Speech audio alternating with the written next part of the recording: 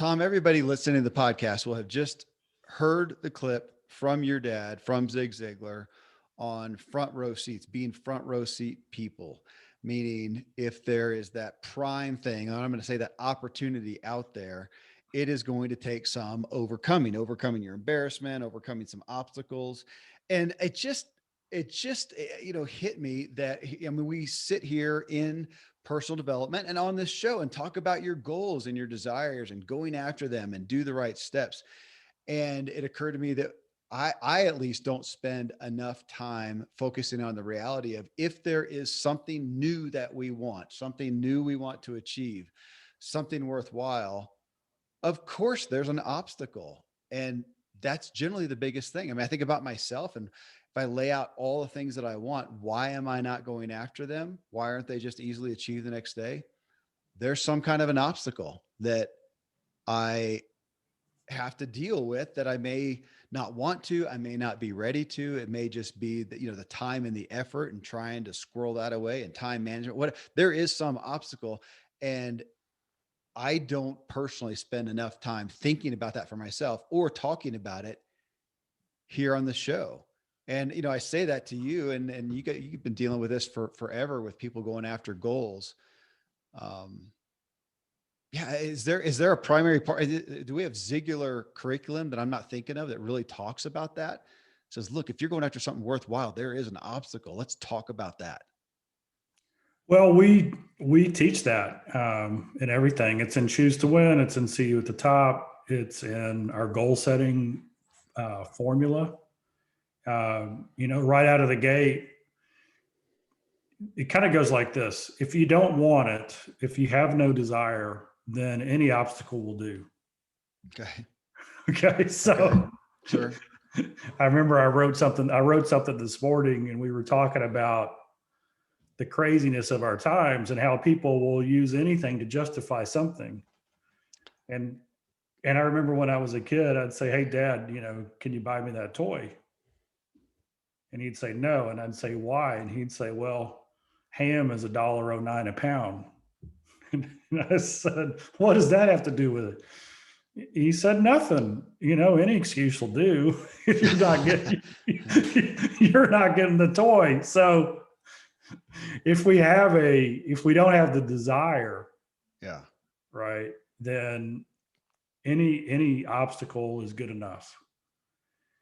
So we've really got to have the desire. Well, then in our goal setting system, step 1 is you write it down. Step 2 is you identify the benefits. The reason you do that is to build the desire. The motive. Yeah, absolutely. Right. The motive. Somebody should have a podcast called Somebody Motive. should have a podcast on that. Motive. Everybody should go look and see if there's one that exists. Go ahead. Maybe the greatest podcast host in all the land should be, says Tom Ziglar. Thank you, brother. And so that's what you do, is you've got to really want it. And especially if there is going to be a lot of obstacles in it. And Seth Godin in his book, The Dip, talked about how the time to quit medical school is before you enroll. I mean, before you try to get it, because if you don't really want it, then you're not going to get through the dip, the challenges. And then the next 3 steps the third step is identifying the obstacles. The obstacles, the mountains to climb, the things that we've got to overcome to get it. And so in the book, Choose to Win,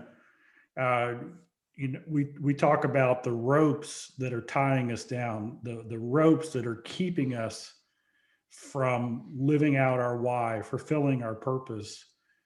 And these ropes have to be cut. And so usually the obstacle isn't, the ones that are harder to overcome aren't the things that we don't know that we can learn. It's the things that we believe are holding us back, and we don't cut that. Well, so I'm interested in that. Well, let me divulge to everybody. So I posted this question on Facebook, and I said, and I was trying to, fish for responses, as I always do every week. And I said, what is an obstacle, risk, or discomfort you had to finally overcome in order to achieve something you desired? And I'm thinking, somebody who says, "Oh, I wanted to be in the Air Force Academy, but we had no money and I went to a poor school." Some of these. And and this is on me. I obviously phrased that in a way almost, and I'm not even going to go down and respond to or read them all. Almost 90% of them just said something to the effect of, I had to overcome me. Wade, me, myself, and I. Katarzyna, fear. Jessica Moyer, one of our ZLC coaches, self-doubt, not feeling good or worthy enough. Leslie, fear. RB Williams, my own self-doubt. It's just over and over and over. David Powers, my biggest obstacle is always an inner voice that whines and wants me to quit. Eric Harrison, fear, having confidence in myself. That's not what I was looking for, and yet that's interesting that people brought that out. I mean, I guess we could say that it's kind of simplistic. Though, what's the first obstacle? Me. And we know that. I mean, that is the core of Ziglar message, and having our, dealing with our self-image and self-confidence. I want to talk about some specifics though, Tom, in regards to certain endeavors, but that one, I mean, I guess we could say ultimately that one covers them all to some degree. It's all me. Maybe that's one that's worthy of getting on the table. The biggest obstacle in any endeavor is going to be me and my real and perceived limitations. Yeah. 100%. And this is just a little kind of coaching insight when we work with business owners with Howard Partridge. And the way I look at it, my view is I create a target. And in that target, the center circle, like an archery target, that's the owner. And if the owner's right, if we can get the owner thinking right, behaving right, building relationships correctly, then everything is easier. If the owner's wrong, like if there's bad relationship patterns, or they've got something going on that's a limiting belief that keeps them from doing something, the business is always going to struggle. And so that's the center ring. And then the next ring is systems. So the business owner, in order to scale and grow their business, they got to put systems in place in marketing and sales and operations and administration and leadership. And then the third ring is you got to develop your people, right? If you're going to scale beyond yourself, a sole proprietorship, you've got to bring in, develop, encourage, grow, motivate, inspire your people, equip them to take on more responsibility. Well, here's the problem. When you market to a business owner and you say, hey, you're the problem, nobody buys. True. so so the way you market to them is you say, hey, do you have a revenue problem? I mean, Yeah. would profitable sales solve your problems? And they'll go, yeah. Or you say, hey, you figured out the marketing side, but are you leaking? Where does all the money go? Well, you have an operational issue. You have an overhead. And so what you learn is to work with business owners is you look at it as a package. Hey, we're going to come in and we're going to help you create more revenue. We're going to help you operate more efficiently. This is going to put more profit on the bottom line, right? Which is what they want. What do people want? They want a turnkey profitable business that just runs, right? It solves all their problems. It's the vehicle that gets them to their dreams. And so what we do in the middle of all that is we sell them what they want, which is those two things. And then we package in what they need is, hey, you've got to change your thinking. You got to change your view. If what you've been doing for the last 5 years isn't working, maybe you should consider looking at it differently. Maybe you should consider developing yourself so you build better relationships, right? Yeah. And so on a personal level, it's the same thing here. And everybody who commented on your page hit on that immediately. They recognize, just like the business owner, the way to scale my business is to fix me. So the people here are more aware than your typical business owner. They're like, they're like, hey, if I want to have better relationships, and if I want whatever my career is, if I want it to be more successful, if I want to get in better health, if I want to have better family relationships, it starts with working on me. and usually fear and self-doubt. So now uh, the fear of loss is a much bigger motivator than the hope of gain, Mm-hmm. right? Yeah. And so a lot of times, and Dave Ramsey says this a lot, people don't change until they get sick and tired of being sick and tired. Sure. Sure. And so what that means is when is somebody most likely to change? When is somebody most likely to open up and risk uh, risk discomfort, to overcome the obstacle, to make themselves vulnerable? It's usually when they get sick and tired of being sick and tired, or so they're in a lot of pain, or they've got such a crystal clear vision of what life could be, Yeah. and they're willing to do something different to get it. The bummer in that is that, I mean, you're right. You're totally right. We know that statistically, most of us know that experientially, that we are much more motivated by pain than desire. Man, it's just the stats tell us the truth there. And yet, when we wait till that pain is big enough, we're usually not in as good of a position to address whatever it is as we would be if we did it before the pain got that bad. Case in point, where so many people stay in a job they don't enjoy, don't like, but won't move because of the obstacles, because of the golden handcuffs, all those kind of things. And they wait until they're fired, let go, whatever happens. Then they're in survival mode and they got to make something happen quick for their personal income. Now, we have a lot of people obviously say, hey, man, it was one of the best things that ever happened to me to get fired from that place finally. And then I went and found something better. But my experience is they didn't find something as good as they probably could have if they'd taken the time to use time and resources outside of survival mode to go after that. And I think about that for myself, Tom. I'm no different. I'm trying to get to the point of, can I be mature enough to address that thing before it gets critical? I mean, I'll use marriage as a primary one. How, especially for guys, I think, how prone are we to know things are a little off, know things need to be addressed, but man, we just endure. We kind of hope it'll keep going and not get too bad. And it's not until things get really bad at the point of disaster in a marriage that you then go and get counseling. And as you know, man, it's so hard to work your way out of that. How much better to be over here. Same thing. Well, same thing with you as a coach. I mean, who do you want? Somebody who comes along and goes, gosh, I think I could do better, or I'm seeing some issues. Can you help me? As opposed to somebody who walks in and goes, I think we're about a day away from bankruptcy. Can you help me, Tom? Well,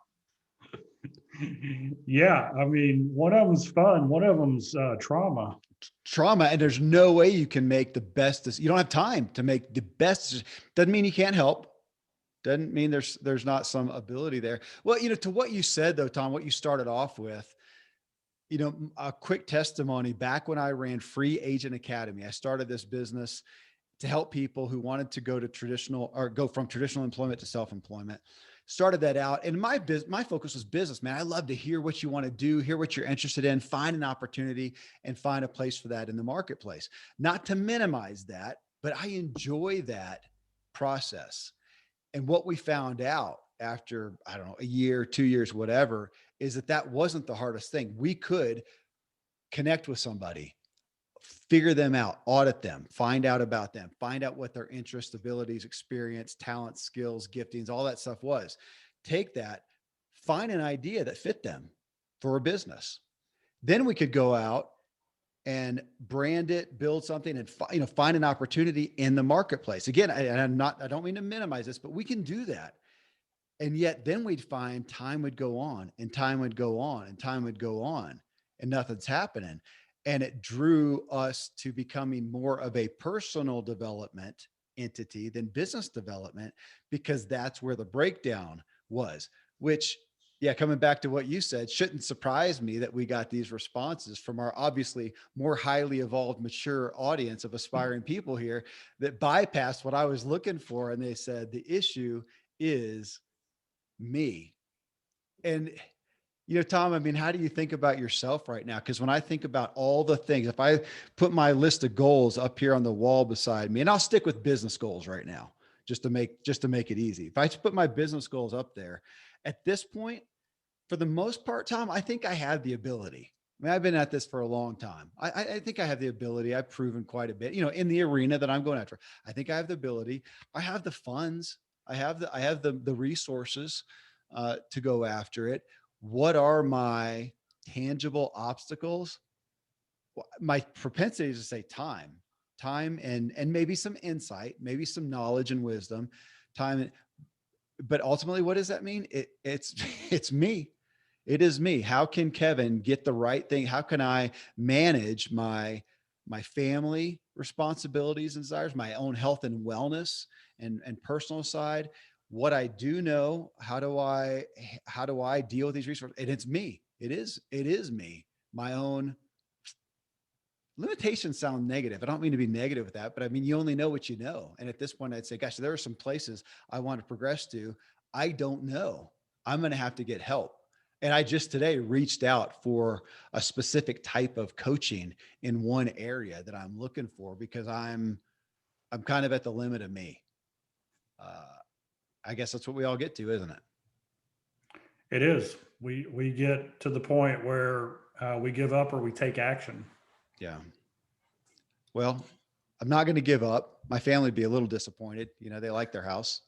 Uh, They like to eat, you know, but it's interesting. That's again, that's why I appreciate these Q and A's. They don't, they bring up probably, the better truth than what I looked at. But yeah, so let's say if we do stick on business for a minute, Tom, and think about what are the obstacles. Well, everybody's out here. They want to grow their business. What are the obstacles that we have to get over? And I like the idea of discomfort because so often I can look at obstacles.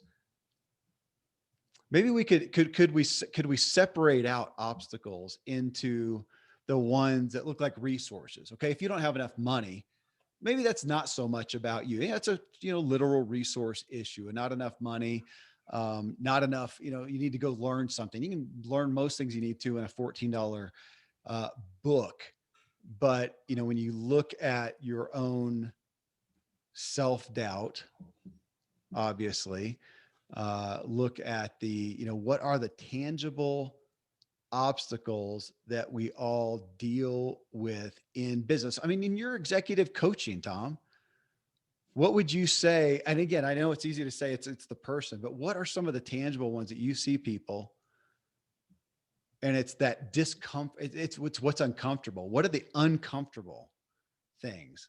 Again, having to deal with some of the money, knowledge, resources or not. A lot of times it's the thing that's uncomfortable for me. I don't want to try to create a process because I'm not good at that. I don't want to delegate because I have control issues. I don't want to deal with this bad thing that's happening because it's a relational issue and I don't like conflict. Those are the things that I think of when I think of discomfort. And when Zig's talking, your dad's talking about the front row, why didn't those people want to come down? Well, it's embarrassing. It's cumbersome. I just stay in the back, even though the front row where they can hear and partake is the best place with the best outcome. It's uncomfortable. So that I want to hit on that discomfort. What are the discomforts that you see from your successful business people sitting across the table from you that want to achieve more? Yeah, there's a couple of things that just kind of always are highlighted as far as what's holding somebody back. I'm looking for my notes on this because I want to make sure that I say this correctly. And the first one is fear of inadequacy, right? I can't do that. What if I can't learn it? I don't know enough. I don't have the skills. I don't have what it takes.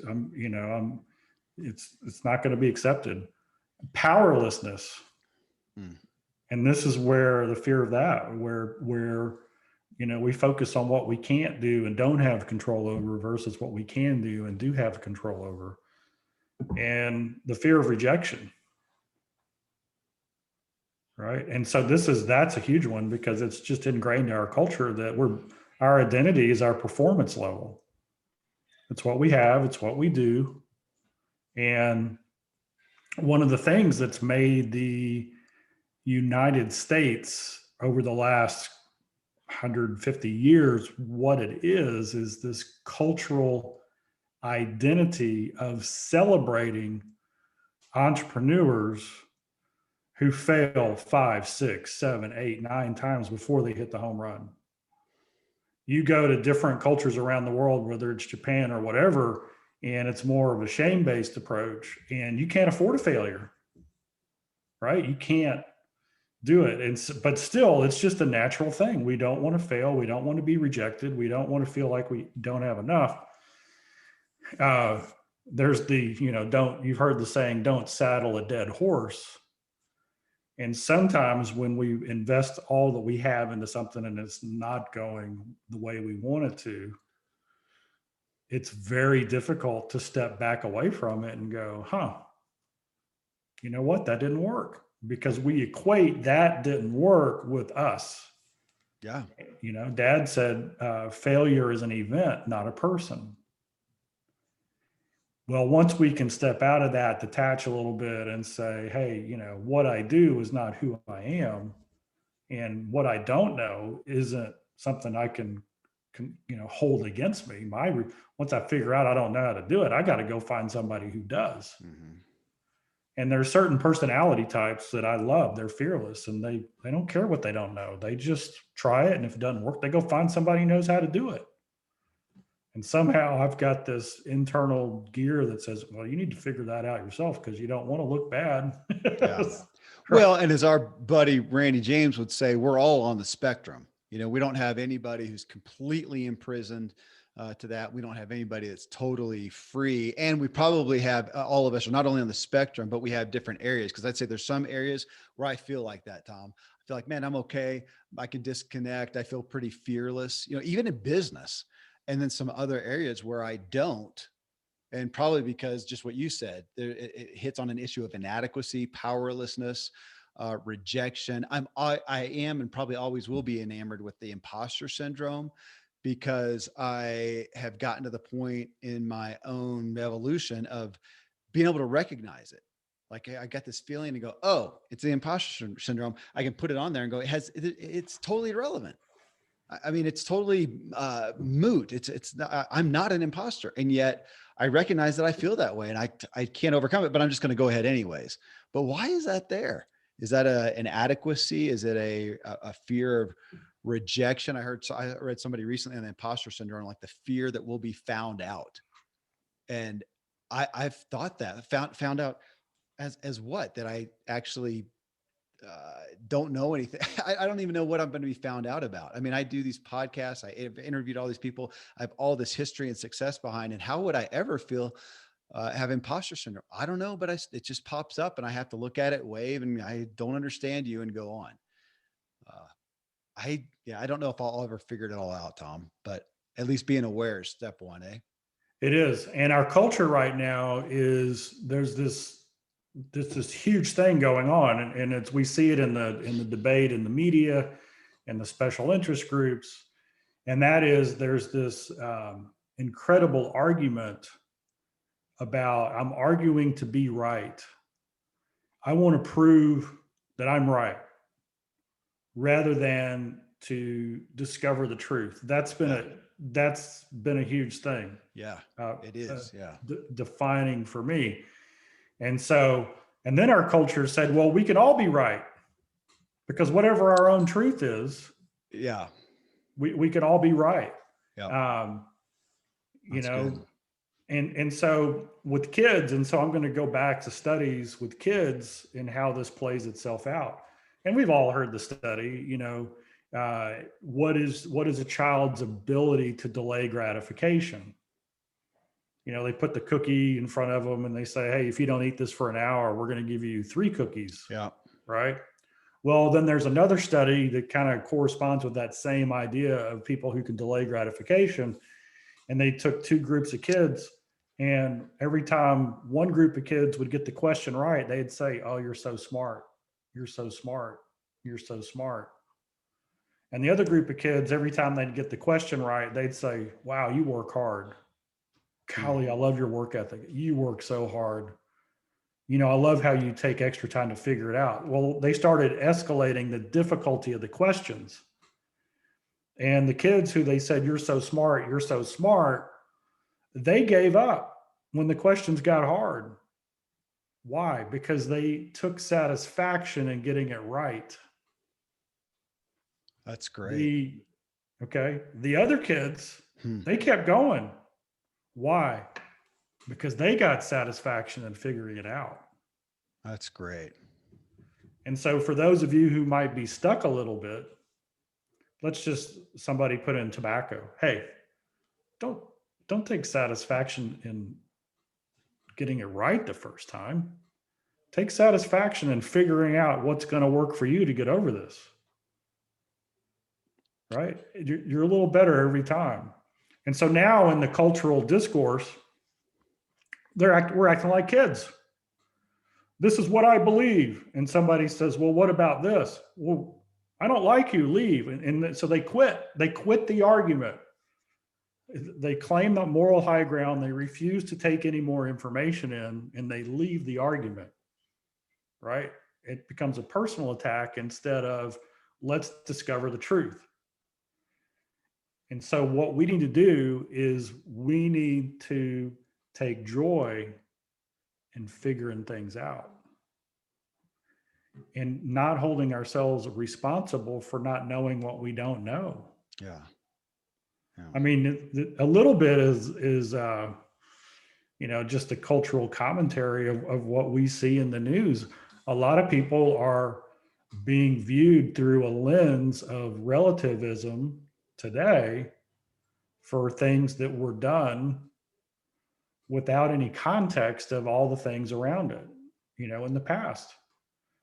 And so my question is, if we're going to learn and figure out the truth, how does erasing the past help that?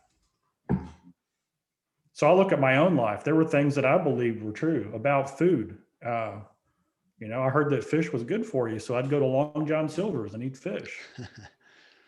Yeah. I don't know if that qualifies as actual fish, which is the point. It's fish, man. It says it right there on the order. Says it right there. Well, Yeah. I look back at that and I go, oh, another breakthrough. Yeah, I can eat all I want as long as I work out. Yeah.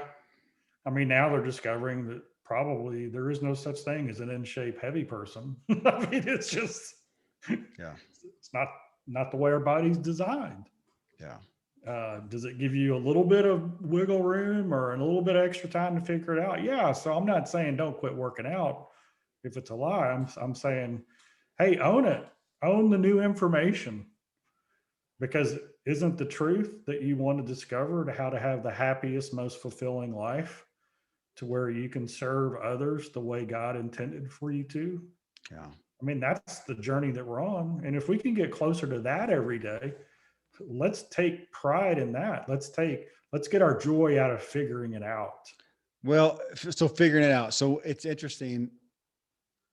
I mean, there's the culmination of this show, I think, is figuring us out. So as we look at that, I even thought about it as an exercise, Tom, of taking the Ziglar wheel of life. I talk about it every month, twice. I take a guest through the Ziglar wheel of life and we go through the 7 spokes. And if you're not aware of those here in this, go type in Ziglar wheel of life in your search engine. You'll find a whole bunch of variations or different depictions of it, but 7 spokes there. If we go through those, most of us have, hopefully we have some desires, some goals in each area. We definitely will in some, and to look at those. And as you said, Tom, as the Ziglar goal system goes through to list out, what do you see as the obstacles? And what I think would be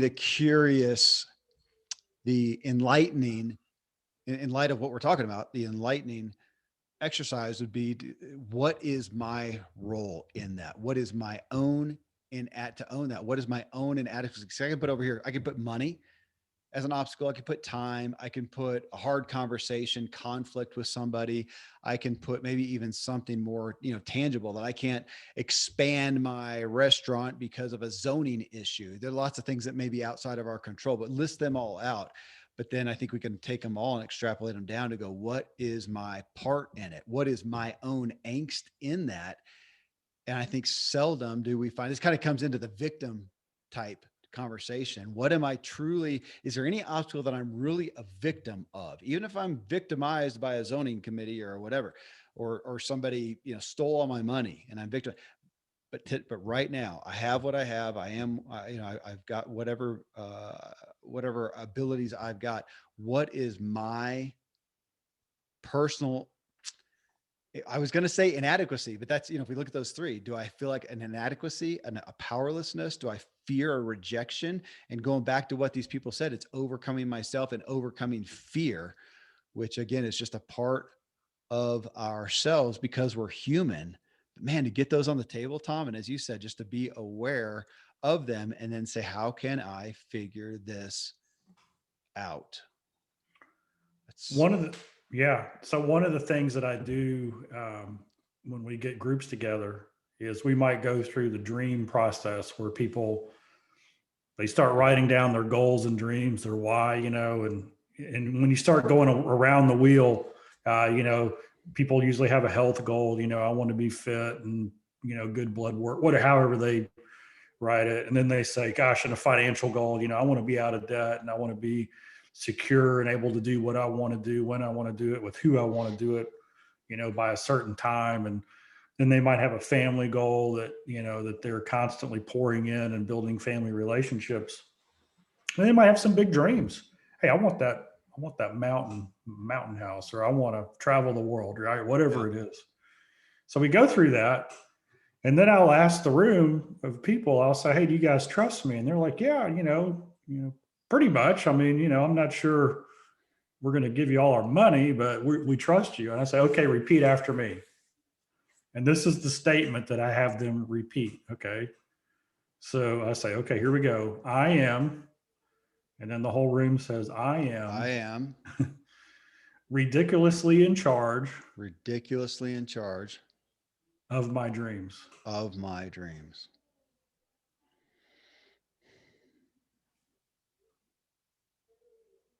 Biggest self affirmation ever. And the silence that you just heard listening to this, I let that go on for 20 to 30 seconds, which is a long time in a front of the room presentation. Even longer in a podcast. Yes. And you can literally see the facial expressions, the body language, the tilt of the chest and the shoulders, ahas coming over people. And it's the first time for a lot of people where they've told themselves, nobody's in charge of my dream but me. Hmm. And that is the first, because it doesn't matter. My wife and I, we were talking about different addictions today, whether it was alcohol or pornography or food or whatever. Most people who were in the middle of it, well, yeah, they irritated me. So I had to pop a cold one. Right. It's always somebody else or some circumstance or some issue. I'm not getting what I need. Therefore, I've got to go take care of my needs by doing this. And so ultimately, what they're doing is they are blaming and diverting responsibility away from that problem. Yeah.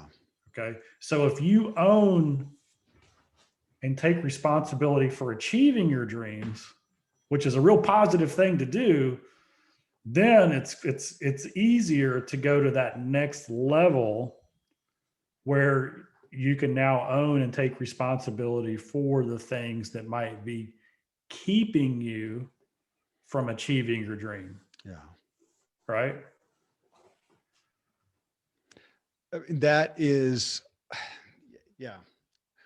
I like the word addiction. We could do a whole show just on that. And we look at those issues of how often are we addicted. I'm going to go back to what you said a minute ago, to our own inadequacies, our powerlessness, our rejection. We feel like we're victimized by those, but man, there are some things. I mean, I can think of relationally. Some of it's still, at 50 years old, I'm amazed at how conflict averse that I am. And even recently thought about getting some help, but just with the insight doesn't make sense. Just kind of like the imposter syndrome doesn't make sense.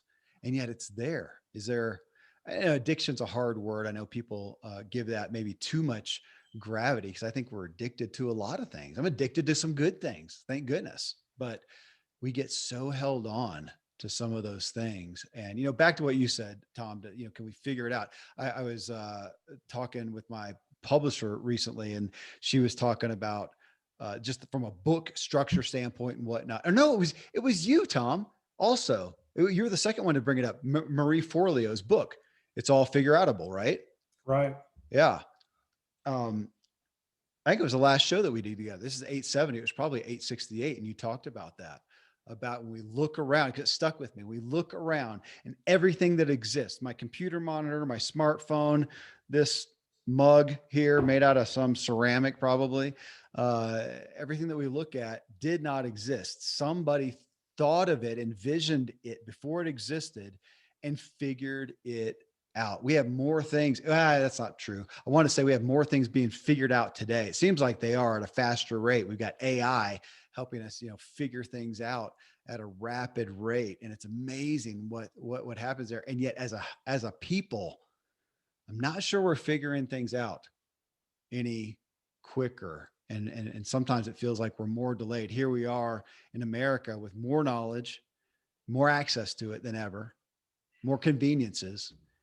And if you looked at us from historical time as an alien, you would think, man, my gosh, they must be the happiest and healthiest they've ever been. Look at what they've done. Look what they figured out. And yet, with all that, we haven't figured out how to be happy and well. And we are literally statistically sicker and sadder. We're not figuring it out as a whole. Now, everybody listening to this though is not in that group. These are people that are figuring things out. So yeah, it's what a great reality from this, Tom. What do you say? Yeah. So here's an idea. So a lot of times, in order to have a breakthrough, we have to forgive ourselves Mm, for what we knew and didn't do, or didn't know and did, and all those different things. And so I'm going to put this in a cultural context again. Let's just say, and I'll use me as the example. Let's just say I'm out speaking somewhere and I'm talking about faith and how relationships and the deepest grace and the highest standard. And somebody from an opposite view says, blah, blah, blah. And they put me on the hot seat, right? They are trying to get me to take a position that can argue and quickly go into a a negative direction, right? right. And we see it all the time on TV and in the media. And so this is the way I would respond as a Christ follower. I believe there are three ways, three virtues, three characteristics that I need to respond in. Number one is love. Number two is kindness, and number three is respect. Mm, Okay, so this person with a life view that I completely, from a lot of positions that I'd say I don't agree with that. I would immediately say to them, hey, look, first off, you got to know I respect you, and the reason for that is the Creator of the universe made you. And while I may not agree with all of your views, I respect that you are a human being and you have every right and you have experiences that I don't know and understand. So, hey, you got to know respect is there. Number two is I love you. And I believe in love so much more than tolerance, yeah. right? And we've had that discussion here because uh, if I'm acting towards you in love, then that means that I'm constantly trying to create an atmosphere that allows you to become the person that God created you to become. I see big and mighty and huge things in your future. And finally, kindness. And so my tone, my body language, the words that I choose, they should be with kindness towards you. Yeah. And I can tell that you are just somebody who's passionate about this. And I would think you'd probably agree that if we all communicated with each other with respect, love, and kindness, that the world would be a better place. And given all that, I just want you to know that there's a lot of people that I love deeply, that I have amazing respect for, and that I have been kind to, and they have been incredibly kind to me. And we don't agree on everything. Yeah. And so agreeing on something has nothing to do with love, respect, and kindness. Okay. And so that is an outward view. And so for those of you who are trying to get this personal breakthrough, right, that you're trying to get over that obstacle that's holding you back, what if you decided to choose to love yourself, to Uh-huh. respect Yeah. yourself, and to be kind to yourself in that area? Yeah. And now you take your mind, which actually operates and controls your brain. Your mind is what directs the brain into what direction to go. And you told your brain this simple thing: